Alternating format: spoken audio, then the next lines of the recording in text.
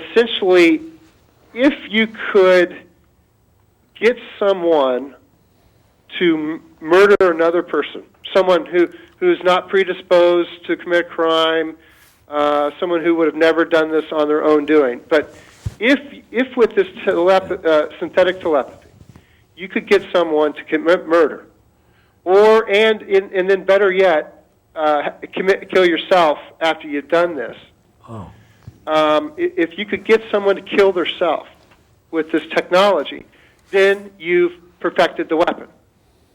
And apparently we saw a lot of this being used in the Gulf War, where the Iraqi troops came out who are sworn to their death from the day they were born to die in the name of Allah or whoever. They came out by the tens of thousands, hundreds of thousands, with their hands over their head after they were subjected to these frequencies.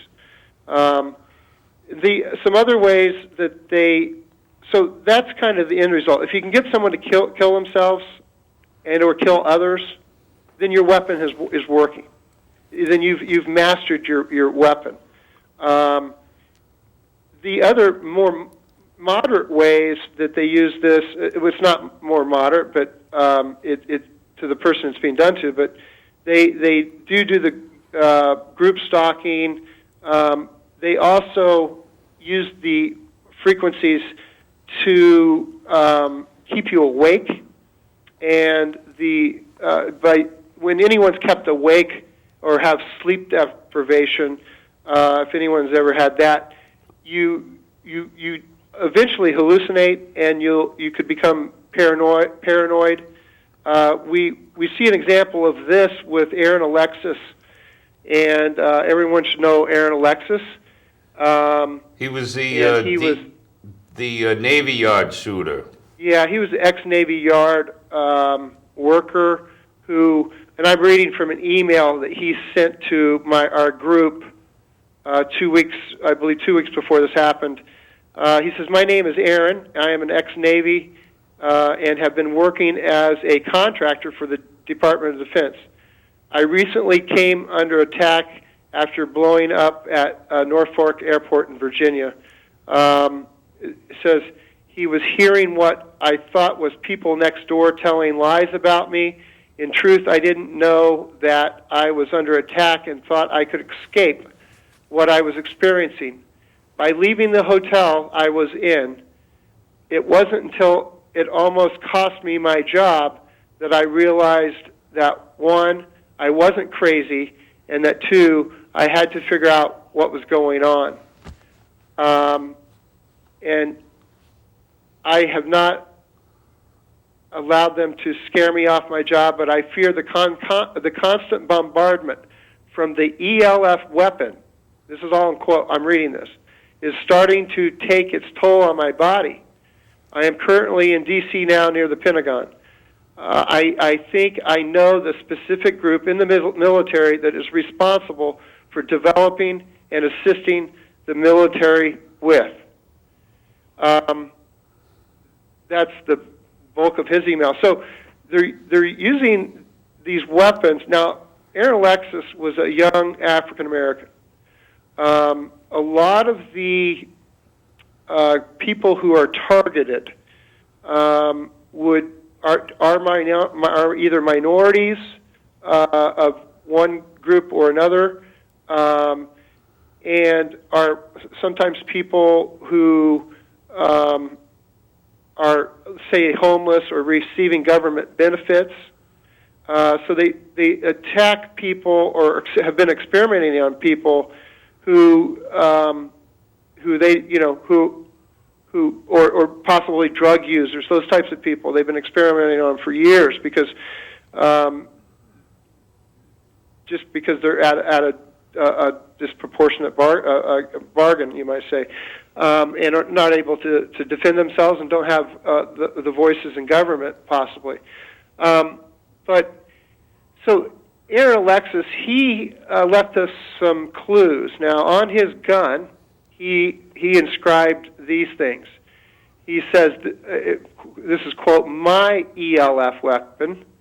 And ELF is extremely low frequency. And you could equate that to the 60 hertz grid type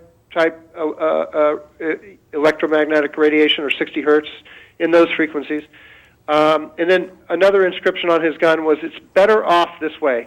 And essentially what he was saying is that they drove him mad. And he says, this was his ELF weapon. He was getting back at him, and that he essentially couldn't take it anymore.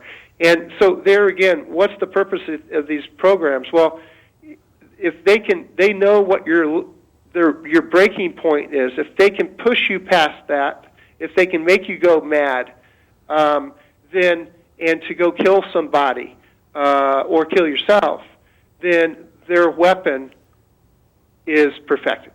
So, Shawn. Yes, sir. So, in my case, the weapon, even though I've been tormented for 6 years, when I snap, when I hit my breaking point, I call the White House. And yeah. I truly do, and I go off on them, and then I hang up, take the battery back out of my cell phone, and go on with my day, and the shocks, and they subside at that point. But they do push me to the breaking point where I can't take it no more.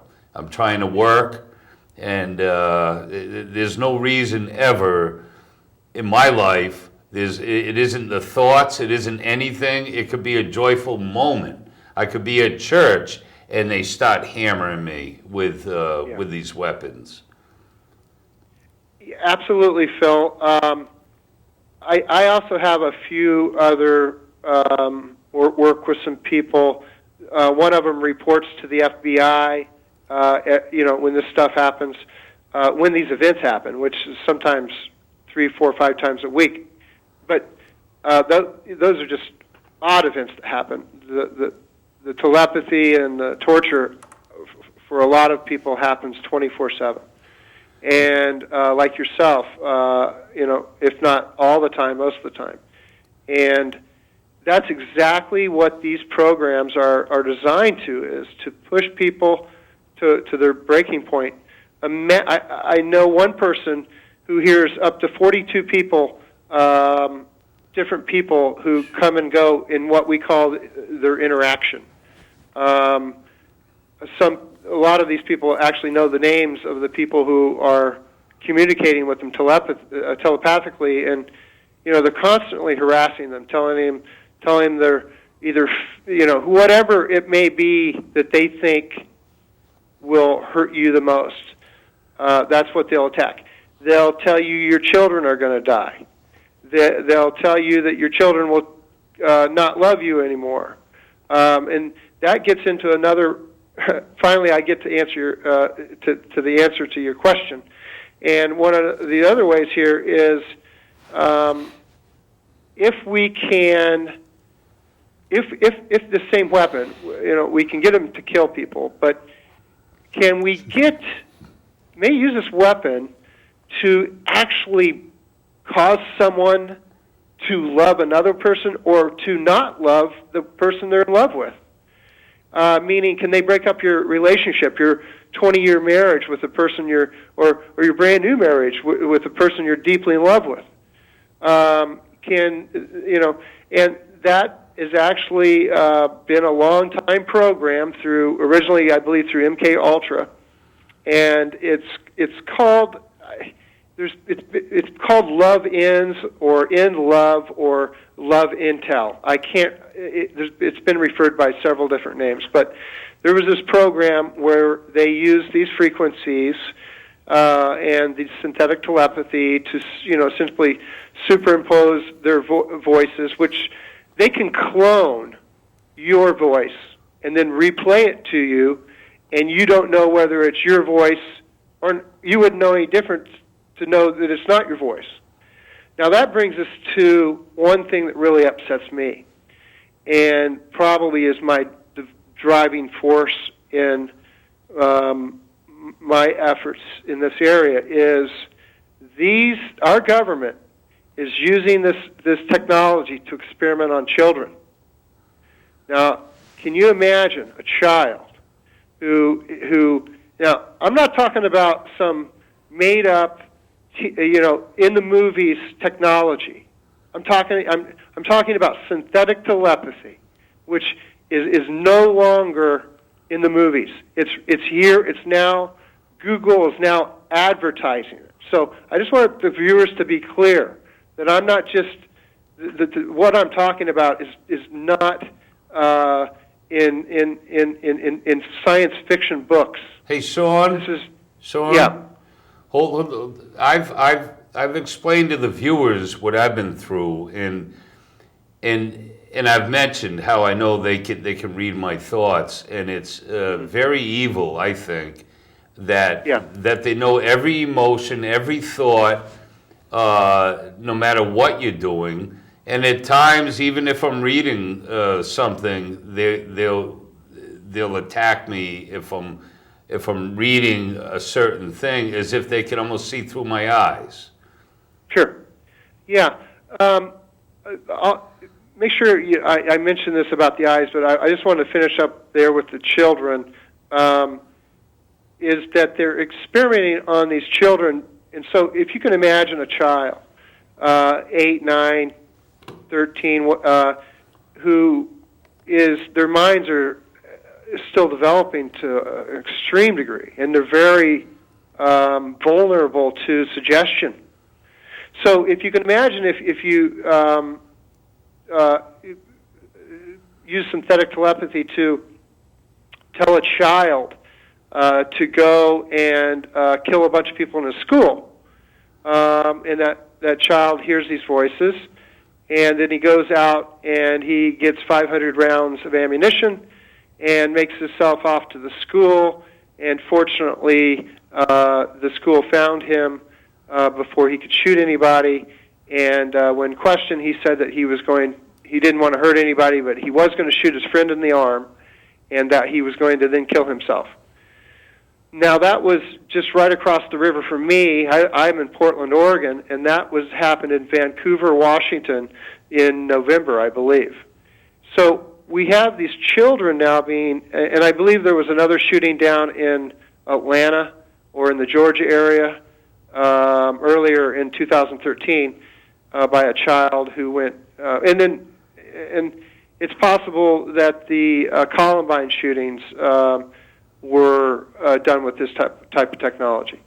Now, so the whole point is to gain control over the individual such that they will do these types of things that they would never do, and then to be completely untraceable, so they think. So that's one of the things that the children and the love intel that they're using to break apart the families, by giving, say, girlfriends or wives suggestive thoughts in their mind. Oh, you can do better than this guy. You deserve more than this. This guy's way better looking, and he's way nicer, or whatever. Over time, those types of thoughts can cause people to cheat, can cause marriages to break up, and even when the two people are deeply in love and would not otherwise break up. Now, another thing we get into with the children coming up, and I think I mentioned the last time I was on, was this in 2014, or this year, they have, I had it written down here, but there's a law passed about the budgeting of next year, and essentially anybody on any type of social welfare money will be required to get an RFID chip, which is essentially a small little test tube with a microchip in it